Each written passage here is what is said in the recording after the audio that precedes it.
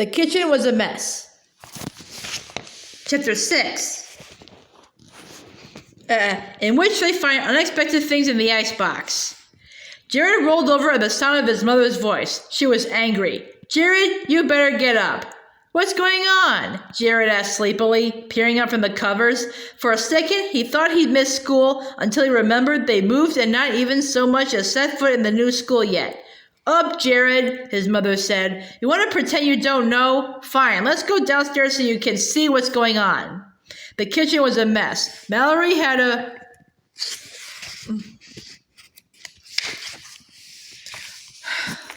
broom and was sweeping up broken pieces of a porcelain bowl. The walls were painted with chocolate syrup and orange juice. Raw eggs oozed down the window panes.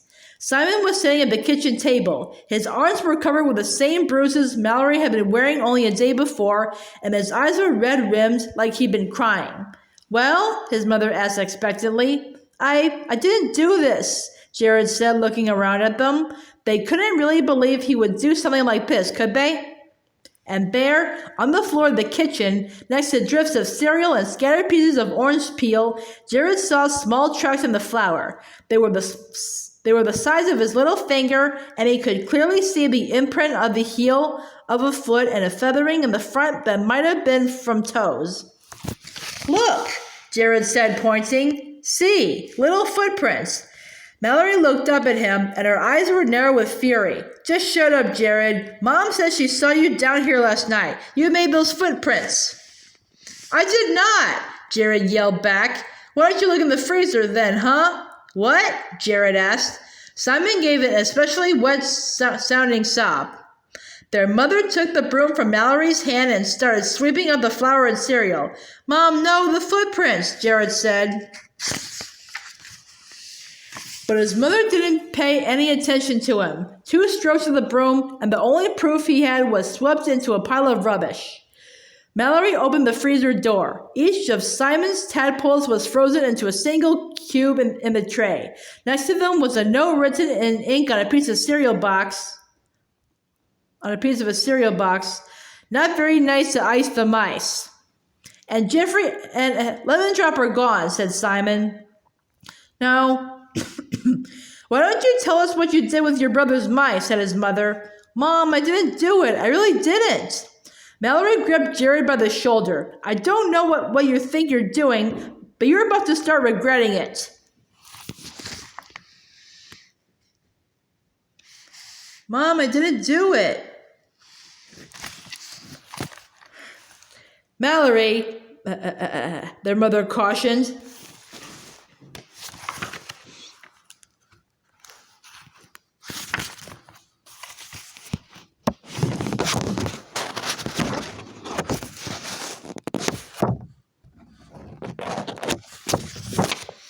His sister let go, but the look she gave him carried the promise of later violence.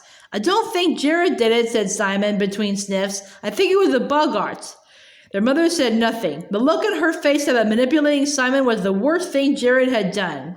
"Jared," she said, "start taking this trash out to the front. If you thought this was funny, let's see how funny you think it is when you spend the rest of today cleaning it up." Jared hung his head. He had no way of making her believe him. Silently, he got dressed, then gathered up 3 black garbage bags and started dragging them toward the front of the house. Outside, the weather was warm and the sky was blue. The air smelled of pine needles and freshly mown grass. But daylight didn't seem to be any comfort at all. One of the bags snagged on a branch, and when Jared tugged, the plastic ripped. Groaning, he dropped the bags and surveyed the damage. The tear was large, and most of the garbage had spilled out. As he started to gather things up, he realized what he was holding. The contents of the creature's house. He looked at the worn bits of cloth, the doll's head, and the pins with pearl tops. In the daylight, there were other things he had not noticed before. There had been a robin's egg, but it was crushed. Tiny slips of newspaper were scattered throughout, each one with a different strange word on it. "Luminous," read one. "Soliloquy," read another. Gathering up all the pieces of the nest, Jared put them carefully aside from the rest of the trash. Could he make a new house with a Bogart? Would it matter? Could that stop it?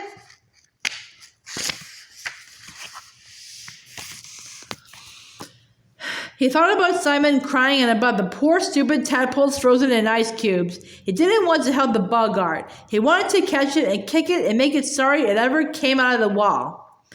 Dragging the rest of the bags to the front lawn, he looked at the pile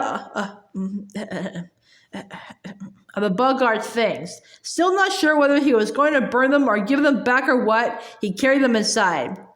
His mother was standing in the doorway waiting for him. "What's all that?" she asked. "Nothing," Jared said. For once, she didn't question him, at least not about the junk pile in his hands. "Jared, I know you're upset about your father leaving. We're all upset." Jared looked at his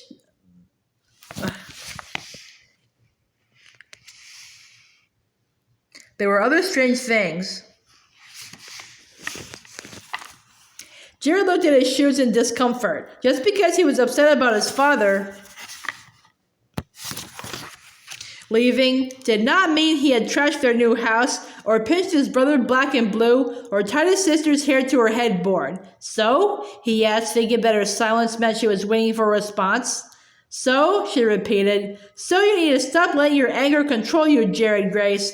Your sister works things out when she's fencing, and your brother has his animals. But you—" "I didn't do it," Jared said. "Why won't you believe me? Is it because of the fight at school?" "I have to admit," his mother said, "I was shocked to learn that you broke a boy's nose. That is just the kind of thing I'm talking about. Simon doesn't get into fights, and neither did you before your father left." He studied his shoes even more intently. "Can I go inside now?"